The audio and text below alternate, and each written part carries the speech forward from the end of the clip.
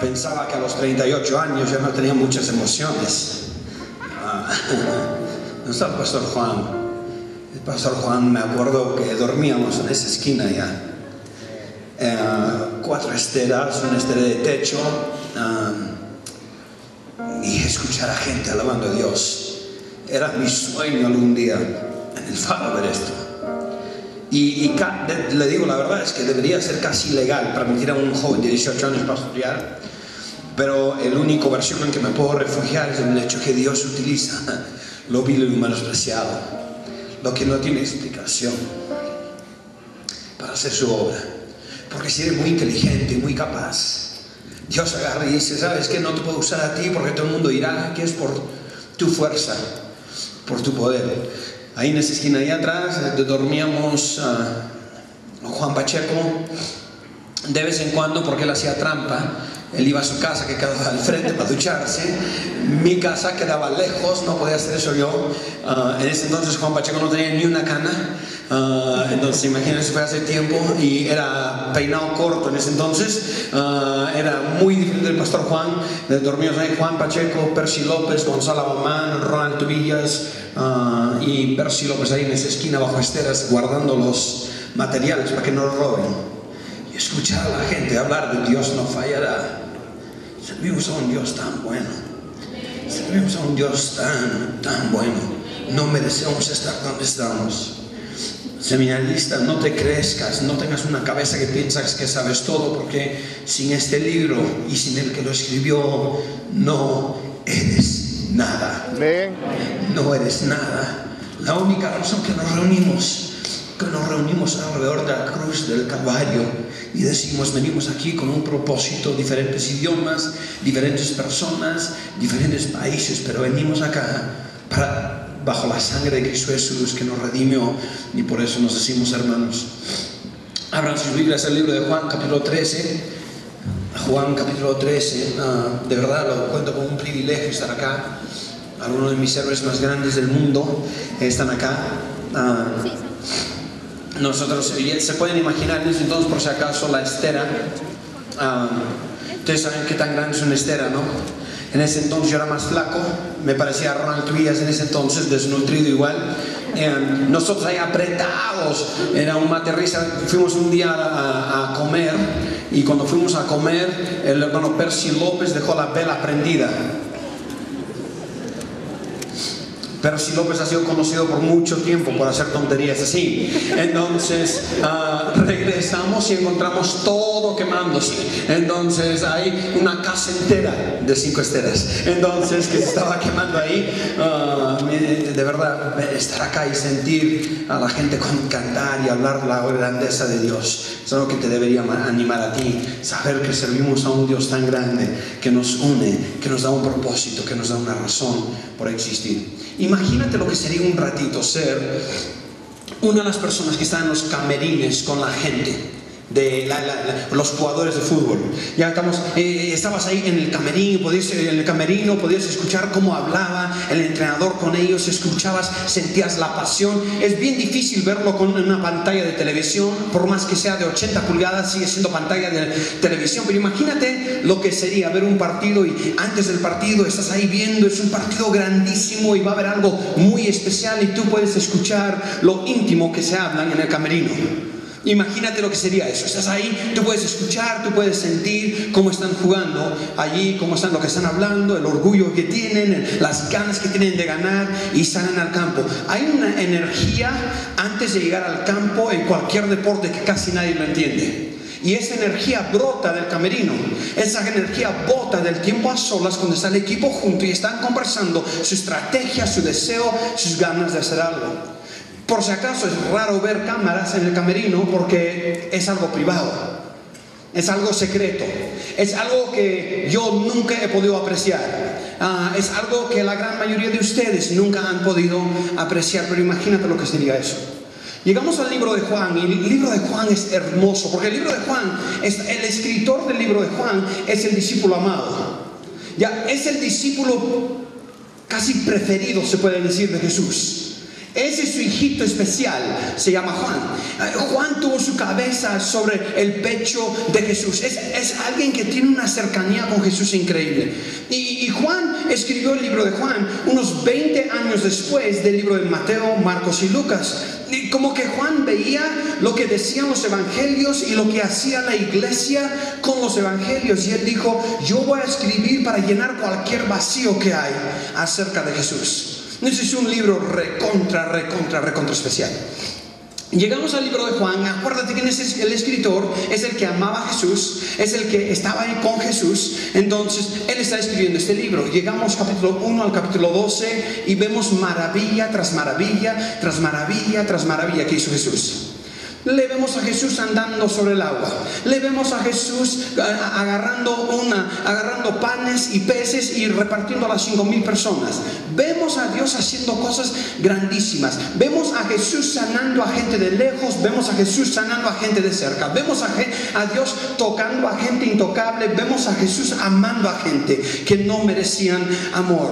Entonces encontramos la historia de Jesús hermosísimo hasta el capítulo 13. Pero llegamos al capítulo 13 y el capítulo 13 cambia por completo la cara de lo que es el libro de Juan. Libro de Juan, capítulo 13, hay un cambio drástico en lo que está sucediendo en el libro de Juan. Capítulo 1 al capítulo 12 encontramos lo que Jesús hizo con el público. Pero capítulo 13 al capítulo 17 vamos a entrar y ver lo que Jesús habló cuando estaba con sus discípulos a solas. Estás entrando cuando lees este pasaje en el camerino. Estás entrando, es casi, yo no sé ustedes, yo tenía una mamá, creo que todos nosotros no teníamos una mamá. Yo tenía una madre que era bien metiche. Mi mamá no sabe nada de lo que significa la palabra privacidad. Ya, privacidad mi mamá no lo entiende. Mi mamá dice publicidad, no mamá, privacidad, no, publicidad, me parece, no mamá, ay mamá, nunca lo vas a entender. Si yo tenía una carta que había escrito yo con mi enamorada, lo dejaba en mi cuarto, tenía yo que esconderlo bajo 7 llaves y mi mamá había sacado copia de las llaves. Entonces, así era mi mamá. Mi mamá agarraba las cartas, las recogía y las leía. La muerte era mi mamá. Entonces, así era mi mamá. Mi mamá era bien metiche. Te digo algo, cuando lees Juan capítulo 13, quiero que te sientas un poquito como metiche, porque estás viendo algo que es recontra íntimo y recontra precioso de Cristo Jesús. Jesús va a hablar con sus discípulos y vas a escucharle a Jesús susurrarle al oído a sus discípulos. Es casi como que acabas de recoger una carta de amor que no te pertenece y vas a tener el privilegio de leer lo que Jesús está hablando con sus discípulos. Entonces, antes de leer el pasaje, quiero que te sientas privilegiado al poder ver este pasaje. Doy gracias a Dios por Juan, porque si Juan no hubiera escrito esto, nunca hubiéramos sabido lo que sucedieron en las últimas 48 horas de Jesús. Pero vamos a verlo. Y te digo, deberías casi sentir cuando estás abriendo el pasaje como que se está saliendo una luz del pasaje, porque estás viendo lo precioso que es esto. Estás entrando al camerino, estás entrando a lo íntimo, estás entrando a algo que nadie más puede entender, porque vas a ver cómo Jesús trata con sus discípulos. Habrá alimentado a 5,000 hombres, habrá sanado, habrá caminado sobre el agua. Pero llega el capítulo 13 y dice así: todos váyanse, es hora que yo pase mis últimas horas con la gente a quien más amo. Y aquí te encuentras en una habitación con Jesús, con 12 discípulos, a los cuales había entregado cada hora de su vida. Entonces encontramos algo, una separación. Entonces estamos viendo aquí los momentos más íntimos de Jesús con los que le seguían. Mucha gente dice que esta porción del Evangelio de Juan es la parte más hermosa del libro de Juan. Es la parte más hermosa del libro de Juan. En Juan capítulo 1 al capítulo 12 habían 2 palabras importantes: la palabra vida y la palabra luz. La palabra vida y la palabra luz. Lo que vas a ver ahora, vas a ver en la primera parte era eso, en la segunda parte vas a ver esto. Solamente encontrarás 2 palabras importantes que van a partir del capítulo 3 en adelante. Del capítulo 3 en adelante, 2 palabras importantísimas: vida y amor. Vida y amor. Entonces hay una transición aquí en el libro de Juan. Si vas a estar acá en todo el congreso, vamos a pasar del capítulo 13 y voy a predicar del libro de Juan capítulo 13 hasta el capítulo 17 para que entiendas lo que significa lo que sucedió aquí en el pasaje con Jesús. Pero Juan capítulo 13 y versículo 1, vamos a ver aquí. Juan capítulo 13 y versículo 1.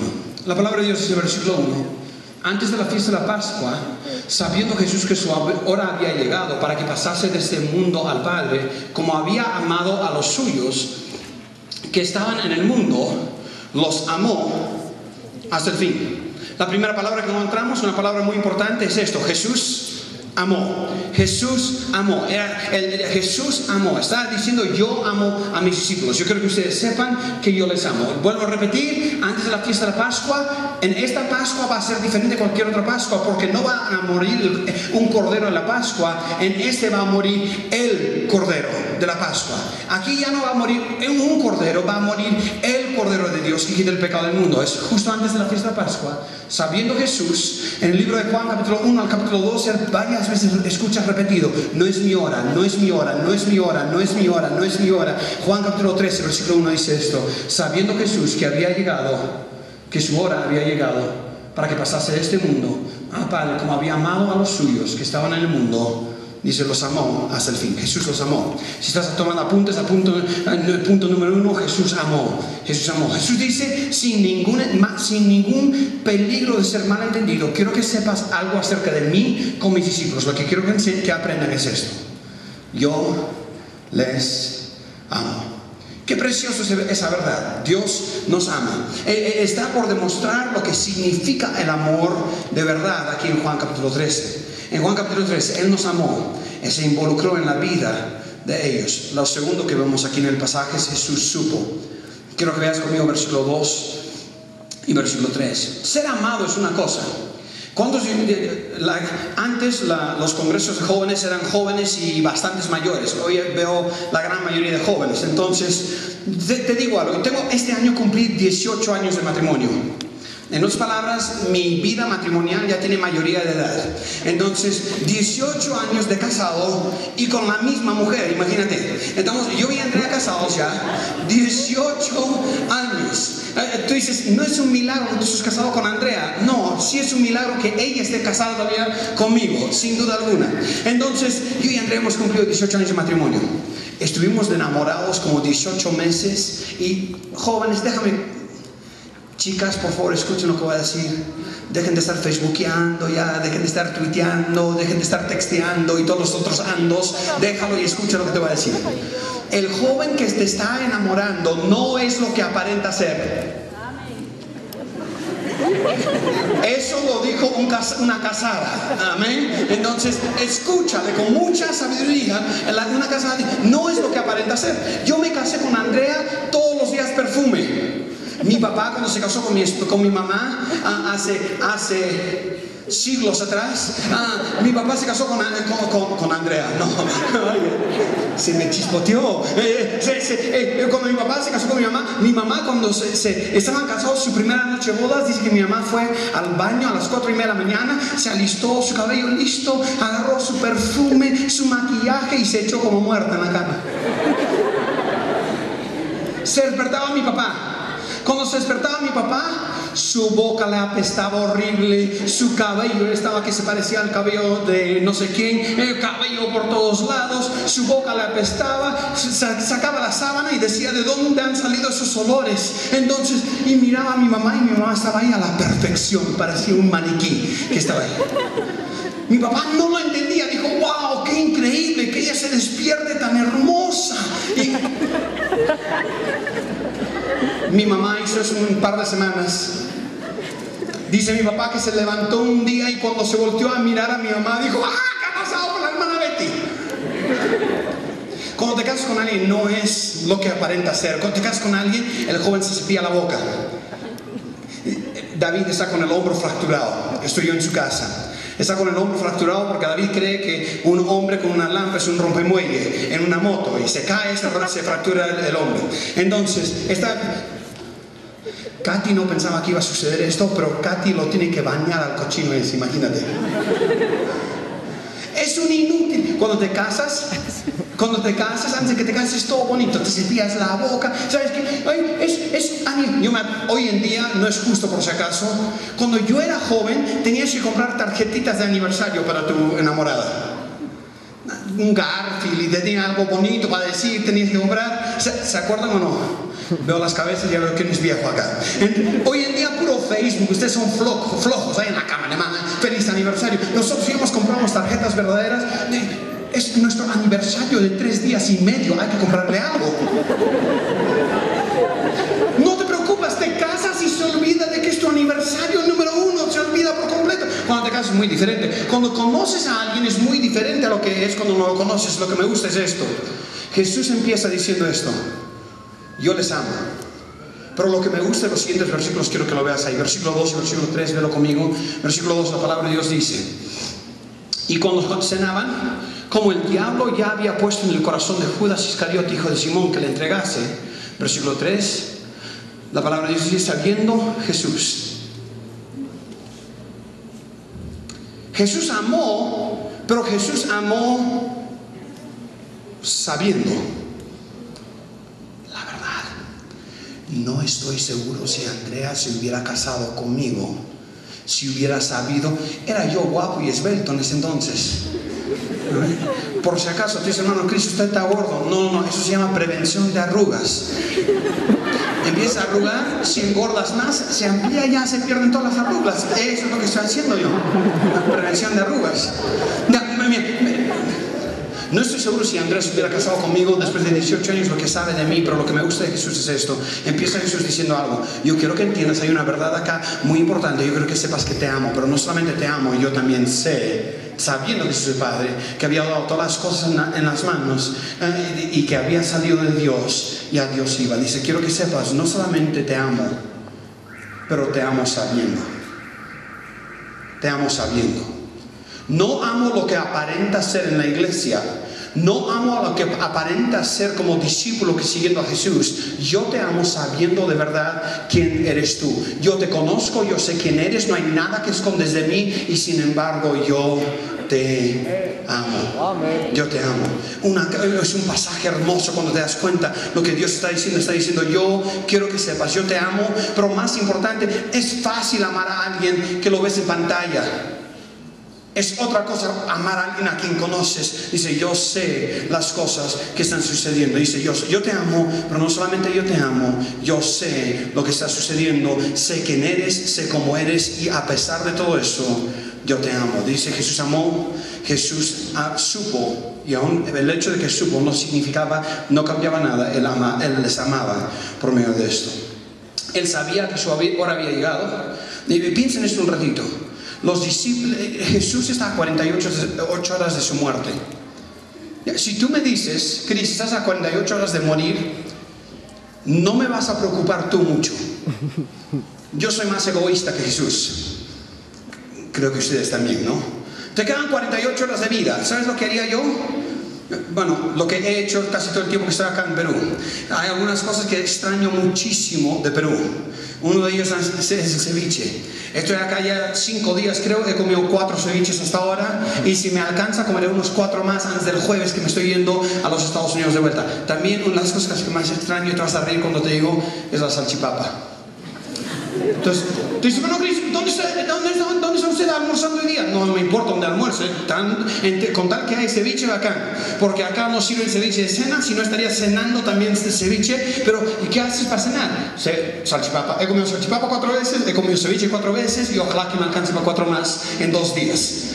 Tú sabes, prevención de arrugas. Entonces, a Jesús le queda 48 horas, y ¿sabes lo que Jesús dice? Lo que me importa aquí no soy yo, no es mi muerte, no es mi dolor, no es lo que sé, no es lo que sé que me va a suceder, no es el dolor por la que voy a pasar, no es el hecho de que voy a estar orando y voy a estar goteando gotas de sangre cuando estoy orando. Yo quiero que entiendas que lo que me importa cuando veo lo que está sucediendo, lo que me importa es esto: te amo a ti. Conozco todo, sé de todo, pero yo igual te amo. Es algo hermoso pensar eso. Te puedo decir, lo más hermoso aún es que Jesús sabía quién le iba a entregar, pero igual amó. Jesús Jesús sabía que le iba a rechazar, pero aún amó. Tercero, y acabamos con esto. Tercero, y acabamos con esto. Por si acaso, cuando yo digo acabamos con esto, solamente significa que cada 40 minutos más. Así que estás pensando, amén, hermano, me gusta. Jesús amó, Jesús supo. Lo tercero que vemos aquí en el pasaje es esto: Jesús sirvió. Lo que Jesús escogió hacer, lo primerito que escogió hacer después de entrar a un camerino con sus discípulos, después de tener privacidad con sus discípulos, lo que Jesús escogió hacer fue esto. Mira versículo 4 al versículo 11 conmigo. La palabra de Dios dice, versículo 4: se levantó de la cena, se quitó su manto, tomando una toalla, se la ciñó. Vamos a ver aquí una humildad inigualable en Jesús. Y quiero que entiendas algo. Cuando está a solas con sus discípulos, está gritándoles lo que significa ser un discípulo de Él. Está preparándoles. Yo tengo 4 hijos. 4 hijos. Señor mío, no sé de dónde salieron 4 hijos, pero tengo 4 hijos. Hasta ahí nada más. 4 es más que suficiente. Entonces dice que uno te prueba la paciencia. Hasta ahora quiero saber lo que me prueba que tener 4. Entonces yo tengo 4 hijos. Tengo un hijo de 11 años y mi trabajo con él es prepararle para el día que ya no esté conmigo. Yo quiero que mi hijo sepa trabajar. Yo quiero que mi hijo sepa estudiar. Yo quiero que mi hijo ame a Dios. Yo quiero que mi hijo sepa cuáles son las prioridades de su vida. Jesús está con sus discípulos los últimos 48 horas y lo primero que escoge hacer es algo que va a quitar el aire de la habitación. Agarró Jesús y dice, me voy a ceñir para servir a mis discípulos. Versículo 5.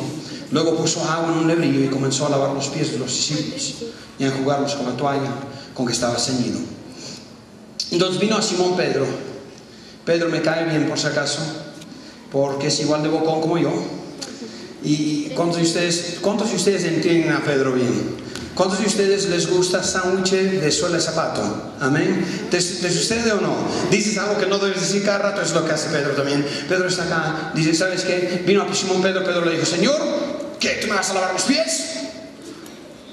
Respondió Jesús y le dijo, lo que yo hago tú no lo comprendes ahora, mas lo entenderás después. Si te gusta subrayar tu Biblia, subraya ese versículo, porque vamos a ver lo que Pedro escribe en otro libro donde él habla de lo que sucedió después. Y mira conmigo versículo 8. Pedro le dijo, no me lavarás los pies jamás. Lo que me gusta de Pedro, le gusta decir palabras como jamás, jamás, jamás, jamás, jamás y jamás. Ahora sí, lo que hace Pedro. Pedro es conocido por ser extremista. Dice, jamás me vas a lavar los pies tú. Jesús le respondió, si no te lavare, no tendrás parte conmigo.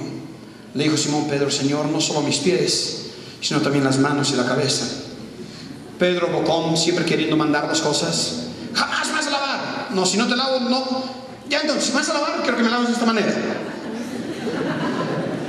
Pedrito, no puedo. Ese es mi Pedrito. Ahí, le dijo, no, si no las manos. Jesús le dijo, el que está lavado no necesita sino lavarse los pies, pues está todo limpio. Y vosotros limpios estáis, aunque no todos, porque sabía que le iba a entregar. Por eso dijo, no estáis limpios todos. Aquí no podemos lograr captar lo que está sucediendo. La verdad es que si yo me inclinaría frente a Iván ahorita mismo y le empezaría a quitar los zapatos, Iván se sentiría muy incómodo. Pero no es un hombre quitando los zapatos a otro hombre. Es Dios mismo diciendo, estoy sirviendo a la gente a quien conozco y a la gente a quien yo amo. ¿Te puedo decir algo? A muchos de nosotros queremos ser cualquier otra cosa menos discípulo, porque lo que significa ser discípulo no es ser servido, es servir. Es servir. Es decir, Dios, yo daré todo lo que tengo para servirte a ti. Es grandísimo lo que está sucediendo. Mira, la verdad es que el hecho, Iván, ¿no te sorprende el hecho que va a morir por ti? No basta con el hecho que va a morir por ti. Pero dice, no solamente voy a morir por ti en la cruz del Calvario, voy a sacar tus sandalias, voy a lavar tus pies, voy a amarte a ti y mostrarte mi amor en servicio a ti. Tú dices, hermano Cris, quiero ser discípulo, de eso se trata el congreso este año. Yo quiero ser un discípulo verdadero. Este discípulo parte cuando Juan los lleva al camerino y les empieza a hablar uno a uno o 1 a 12 que están ahí. Dice, yo voy a empezar con un acto de servicio que va a romper todos los esquemas conocidos por el hombre, porque el discípulo tiene que entender lo que es servir. Muchos discípulos quieren saber predicar. pocos quieren servir. Muchos quieren saber testificar, pocos quieren servir. Muchos quieren saber ser orador, pocos quieren servir. Jesús dice, yo voy a empezar lo que voy a hablar con hacer esto de acá. ¿Puedes imaginarte el shock que hay en el rostro de los discípulos cuando están ahí? En esos días las calles por donde caminaban a veces miramos la Biblia como si fuera un lugar limpiecito. Es casi como la familia Ingalls. ¡Qué lindo! Corriendo por la pradera, qué lindo, y la música de fondo tocando la Biblia. Los tiempos de la Biblia, los lugares de la Biblia eran recontra cochinos. Tomaban sus bacines en la noche y los botaban por la calle en el día. Las vacas están caminando por la calle y hasta ahora no he visto vaca entrenada para saber cuándo ir al baño. Están caminando y no es lluvia lo que ha hecho que haya un pocito de agüita. Y no es agüita, no es H2O, es H2O más COCA cola, es Coca-Cola, está reciclada, ya la han botado ahí. Entonces está ahí, de repente pasa la vaquita, tú estás caminando, la vaquita suelta algo, ¡plá! Y cae todo, está en pie. Entonces, ¿qué asco? No, ¿cómo se le ocurre hablar de eso? No, imagínate lo que sería lavar eso. Jesús dice, yo voy a romper todos los esquemas. Yo voy a empezar cuando estoy a solas, y el primer paso que voy a tomar, yo sabiendo lo que está sucediendo, es mostrarte lo que significa servir a los demás. De hecho, era un trabajo tan sucio que ninguna literatura judía o grecorromana nunca habla de ningún otro líder lavando los pies, porque eso es algo que ni puedes pensarlo, que un hombre haría eso, que haría eso, mucho menos que Dios haría eso. Estaban sus pies sucios ahí. Era tan sucio el trabajo que según la ley judía no podías obligar a un esclavo judío a lavar pies. Entonces, cuando Jesús se inclina a los pies de sus discípulos, lo que se está inclinando a hacer, se está inclinando como si fuera el gentil esclavo más humilde sobre la faz de la tierra, y está lavando los pies de sus discípulos. Por si acaso te das cuenta que ningún otro discípulo dijo, no, Jesús, yo lo hago, porque ellos sabían lo que significaría. Sentaditos sin decir nada, no saben qué hacer. Vestido de esta manera, él se parecía a un esclavo de lo más bajo que existía. Se puso a trabajar. Me gusta esto de acá. El Padre puso todo en su potestad y en sus manos, dice ahí en el versículo, dice que puso todo en sus manos, pero lo que él escogió levantar con las manos que tenía en todo era una vasija de agua y una toalla para lavar los pies.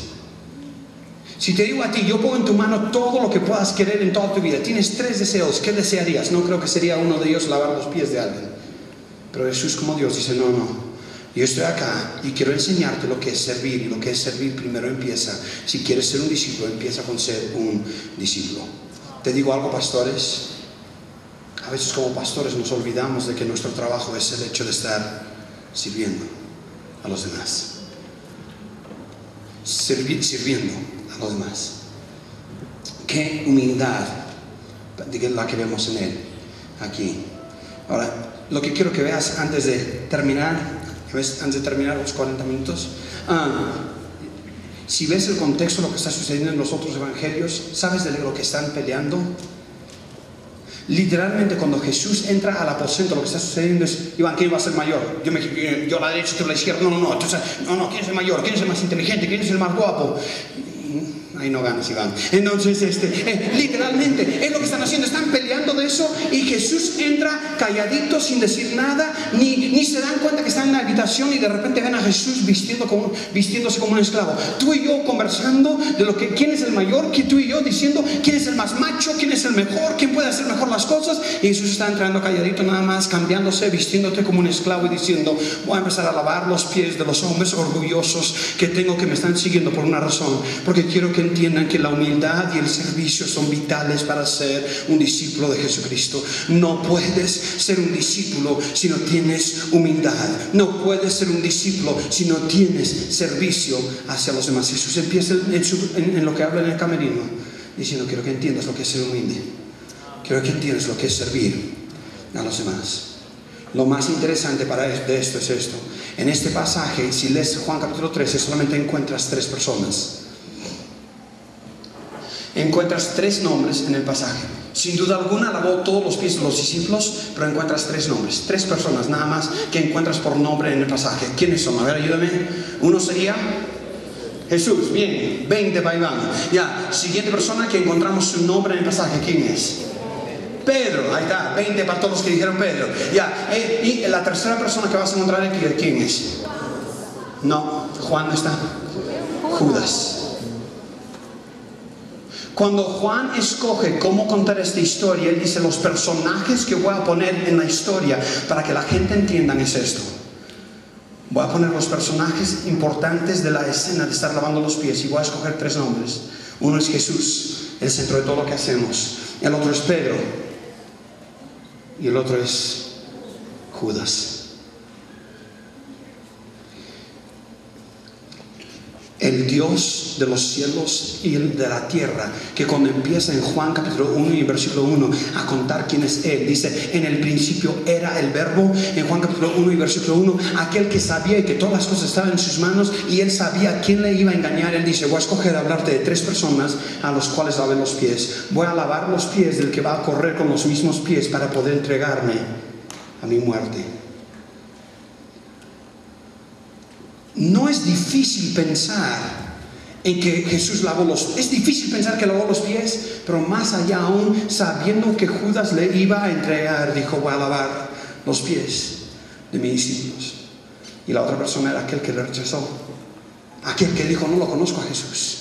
Y está ahí. Jesús sabe que es su última hora, pero Él escoge lavar los pies de aquel que le va a rechazar, y aquel que le va a negar, y aquel que le va a entregar para su muerte. Jesús dice: yo quiero que entiendas el momento más preciso que tenemos, el momento en privado que tenemos. Quiero que entiendas la importancia de algo. Si quieres ser mi discípulo, aprende a servir. Aprende a servir no a tus amigos, aprende a servir no a la gente que está a tu alrededor, aprende a servir no a la gente que te caen bien. Quiero que aprendas a servir a la gente que me van a rechazar, la gente que me van a negar, la gente que me van a entregar. Yo quiero servirles a ellos. Pedro está ahí, que se loquea y está diciendo: no puedo creer, no, es imposible que hagas esto. Y él dice a Pedro, y me gusta el enfoque en Pedro, porque lo que me encanta es esto. Quiero que busques conmigo otro versículo, por favor. Libro de 1 de Pedro, capítulo 5 y versículos 5 al 6. Primera de, ¿qué libro es? Ayúdame. Primera de Pedro. Ya, para los eruditos de la palabra de Dios, ¿quién es el autor del libro de 1 de Pedro? Gracias. Ya, a ver, otra vez. Para los eruditos de la palabra de Dios, ¿quién es el autor de 1 de Pedro? Despiértese una vez más. Para los eruditos de la palabra de Dios, ¿quién es el autor de 1 de Pedro? Pedro. Ahí está. ¿Ves? Hasta hay plagio para mostrarte quién es. La Biblia misma te dice quién es. Ahí está, 1 de Pedro. No leas el versículo. Quiero que me mires un ratito, por favor, aquí. Quiero que te imagines lo que hubiera sentido ser Pedro.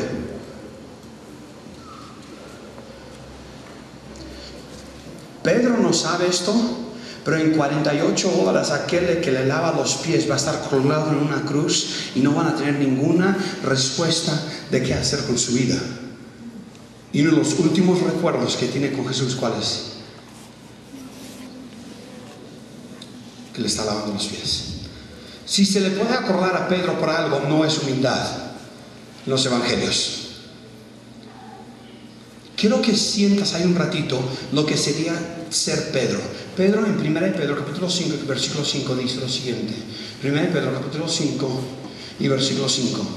La palabra de Dios dice: igualmente jóvenes, están sujetos a los ancianos, y todos sumisos unos a otros. Me gusta esto. Revestidos. ¿Qué hizo Jesús?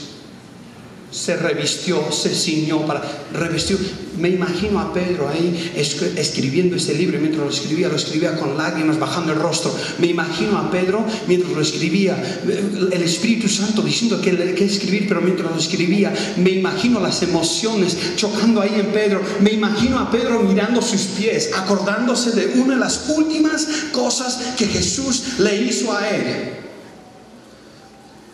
revestidos de humildad. Porque Dios resiste a los soberbios, pero da gracia a los humildes. Versículo 6. La palabra de Dios dice, versículo 6: humillaos pues delante de la poderosa mano de Dios, para que Él os exalte cuando fuere tiempo.